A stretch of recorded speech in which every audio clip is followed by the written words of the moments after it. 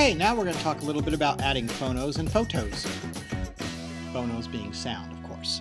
So let's start with photos. This image right here is the one that will bring in such photos, and photos do have to be put either in iPhoto or Photo Booth in order for us to access them. iPhoto, it says open iPhoto to see photos from your photo library list. And so I search photos here. For some reason it's not working real well.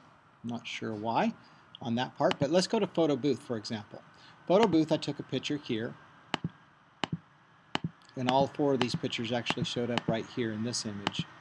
And so if I wanted to drag this image and make it part of my movie, I can do that too. And so you can add still pictures to your project. I'm going to bring this back to here, and I'm going to bring this right here. They are again set to be 4 seconds long. You can make adjustments later as well, and you do that by clicking on the precision editor, if I remember correctly. Nope, I'm wrong. Not precision. Wrong one. Clip adjustment, maybe that's it. Yes, and right here I can adjust how long the slide might appear before it goes into another location. So now it's 8 seconds long. And then if I click on Quick Adjustments again, I can also add certain effects to it. And you can see on the side what it might look like. Now, one of the things that adding photos does is it automatically kicks in a Ken Burns effect. What is Ken Burns? He's some guy that created this thing, this cool effect. And his name shows up right here.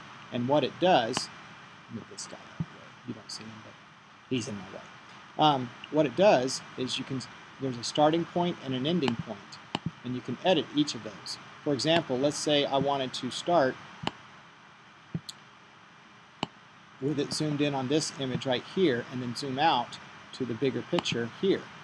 Well, I can do that using Ken Burns, and then when I click play here, you'll see it scrolling out from there, and then by the time that the slide has come to the end of the 8 seconds, we're in full-blown mode. And that's one of the things you can do with Ken Burns. If you don't like that feature, you can use crop feature as well and just select whichever one you want or whichever section you want, or you can do fit, which puts the whole thing within your screen. I'm going to click fit at this time and click done. And then you have this boring image right there as it plays through it. Okay? So that's how that works. Now let's talk about adding music. Over here you have several different choices. You've got things that you've created within GarageBand, your iTunes library, your iLife sound effects, and iMovie sound effects. I'm going to leave these two out of this particular equation. We'll just talk a little bit about sound effects here and iLife sound effects. iMovie sound effects don't have a whole lot of time that's involved in it. 31 seconds tends to be the largest one, but they have some fun things that you can listen to. And if you want to preview it, you can click on this play button here. So if you wanted any of those noises in your background, you can add them to your movie.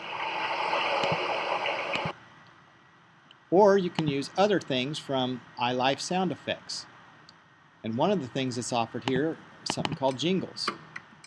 And there's various music that you can play while your movie's being shown.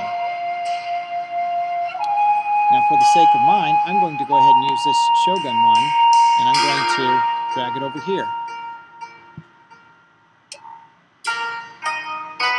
Except I drug it too far, so I'm going to try again.